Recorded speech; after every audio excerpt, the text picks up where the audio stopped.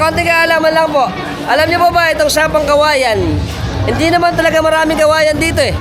Ayon sa kwento sa atin dito sa sapang kawayan, ito daw po ay may sapa.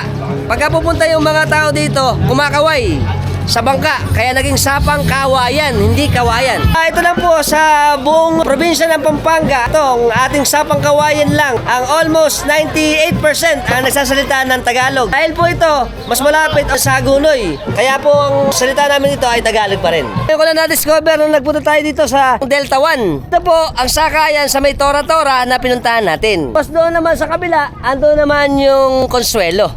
At napakasarap pa rin pumunta rito at dalawin ang isla ng Sapang Kawayan kasi mababait mga tao dito eh. Tsaka po, dalawang kultura ang pinaghalo o pinagsama. Ito po siyempre ang kultura ng mga taga Bulacan, mga Bulakenyo at mga Kapampangan o Pampanga. Nice to know. Nagustuhan niyo